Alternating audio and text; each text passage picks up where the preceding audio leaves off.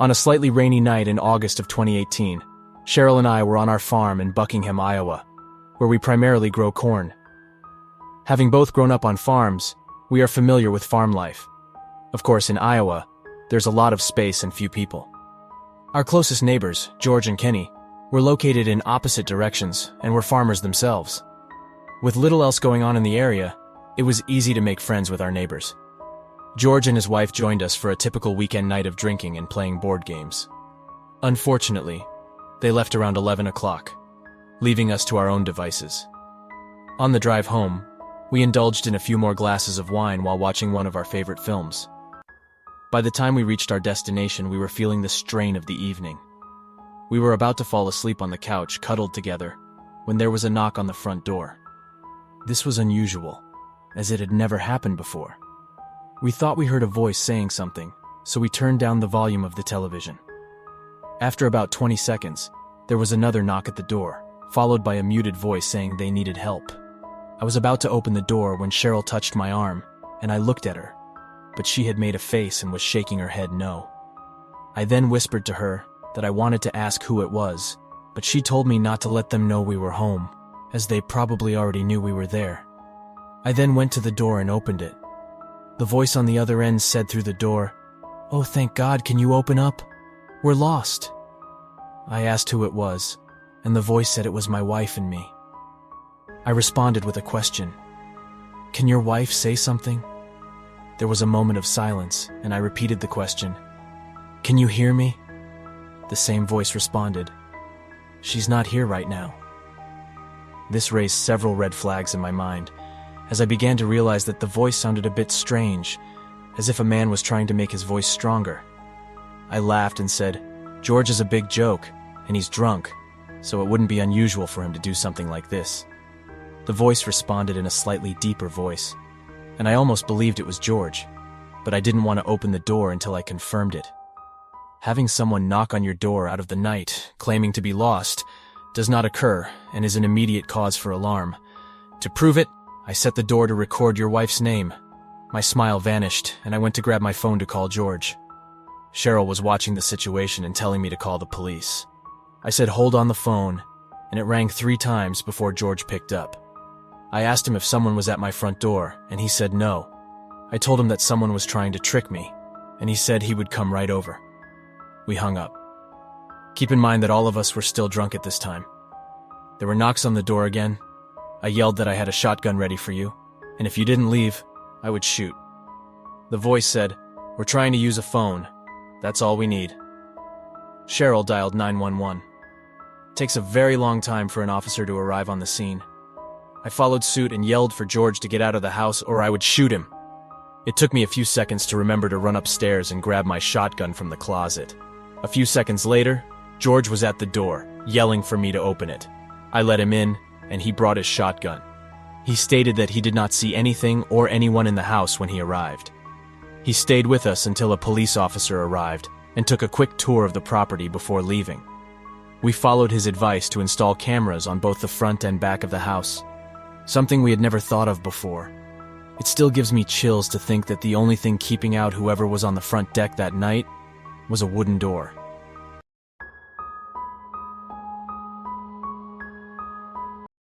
At the time of the incident, I was 17 years old. I was employed at an old pizzeria located on the outskirts of my hometown. To provide context, my hometown is an affluent suburban area, surrounded by a bypass that runs through the town. Around the perimeter of my hometown are some agricultural land and main highways, where the majority of blue-collar workers relocated after the town's gentrification 15 years ago. This pizzeria had been in operation for 2 decades, and was highly regarded by the same blue-collar workers. At approximately 9 p.m., a call for 2 pizzas and 2 liters of soda was received. As the sole driver in the area, it was necessary to take the delivery out. It was approximately a 10-minute drive to the location. Upon arrival, the driver had to drive up a gravel driveway, which took approximately 5 minutes. Upon arrival, they observed a single house with 2 barns scattered across the property, surrounded by a field of 5-foot-tall wheat. This scene caused a flare of anxiety in the driver, as they had a history of being anxious around farms due to the perceived fear of being alone. I decided to give him the phone number on the order because I had no clue where he wanted me to go to deliver his food. After about another 5 minutes of absolute silence, he picks up the phone, and his voice is very deep and rough, as if he were a career smoker, which doesn't make me feel any better.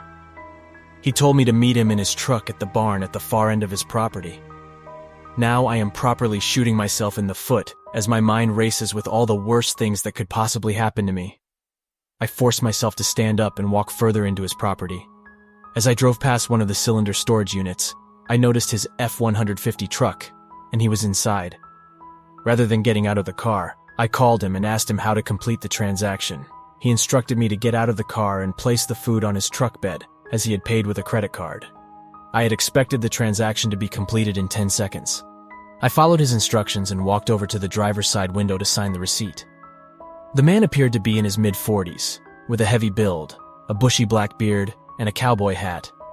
I am a thin man, and my mind was racing with thoughts of being abducted or murdered, making me feel unsafe.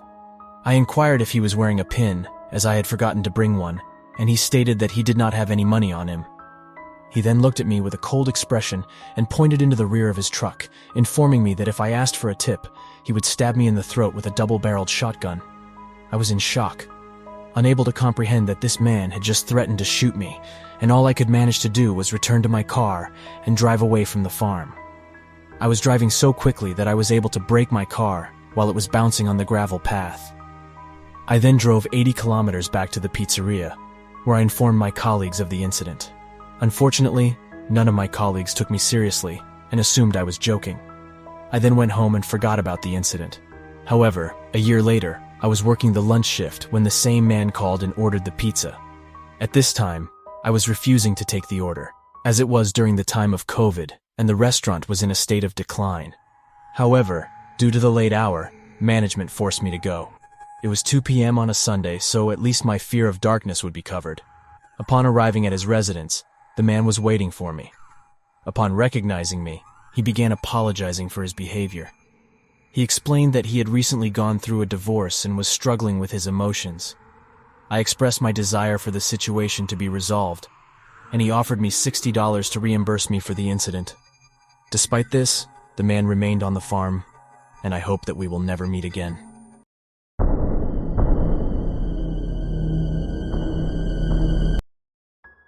A few years ago, I traveled from America to Europe with only a backpack and a small sum of money in my pocket. I had no plan or destination in mind, but I was eager to explore the world and discover new experiences. After a few months of traveling, my funds were depleted, and I needed to find a way to supplement my income. I had been working odd jobs, but nothing that would enable me to continue my travels. One day, I came across a job advertisement for a farmhand in a town located 30 miles away. I applied for the position and was promptly hired. The family was welcoming and accommodating, and they provided me with a small building to stay in during the 6 months of my contract. The work was arduous, and the salary was minimal. Yet I was thankful for the chance to make some money and continue my journey. Although the family did not speak much English, we were able to communicate and even became friendly. They invited me to stay for meals, and we would often chat late into the evening. However, one night, while dining with the family, I became drowsy and found it difficult to keep my eyes open. I remember excusing myself to use the bathroom and waking up in a dark, damp room. Initially, I thought I had tripped and fallen down some stairs, but as my eyes adjusted to the darkness, I became aware that I was in the basement of the family home. My head ached, and my mouth was dry, yet I could not recall how I had ended up there. Upon attempting to open the door, it was found to be locked from the outside. In a state of panic, I began pounding on the door, shouting for help, but no one responded. I was left alone in a basement filled with people I thought I recognized. Hours passed, and I began to despair. I looked around the room for something that could have enabled me to escape, but there was nothing. My stomach began to complain, and my thirst became unbearable. I was beginning to lose hope. Days passed with no indication of how long I had been in the basement. I was weak, hungry, and dehydrated, and my eyes were barely open. I refused to give up. Finally, the door creaked open, and a woman appeared before me. I did not comprehend what was happening, or why I had been locked in the basement. only that I must get out of it. As she approached, I summoned all my remaining strength and lunged for her, pushing against her with all my strength.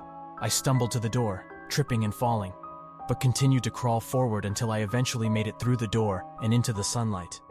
I continued to run until I reached the next house, which was located a mile away. I was given some food and water and was driven to the town, where I was taken to a police station. My heart was racing, and my clothing was torn and dirty. The officers did not speak much English, but they could tell I was in distress. Upon my arrival at the hospital, I was treated for my injuries and eventually managed to communicate with the police, informing them of the incident. The police conducted a thorough investigation of the farm and uncovered evidence of unlawful activity and human trafficking. The family was subsequently apprehended, and I was offered assistance in returning to my homeland. It was discovered that the father had extensive debts and had been collaborating with human traffickers as a means of extricating himself from debt, which the wife had agreed to do in exchange for my release. At first, he told her that the workers would just go away, but then she found someone in the basement and gave them food and water. A few minutes later, 2 guys in a van came and took him away. She was trying to help me escape, but I didn't know it. I'm just thankful that I was able to get away. It took a while to get over it, but I've never forgotten the lessons I learned. I learned to be careful and never take anything for granted. Most of all, I learned that no matter how bad things look, there's always hope if you keep fighting. I hope you all like the stories. I will keep bringing you such videos if you guys support me. Most of you haven't subscribed to me yet, so make sure you do it now.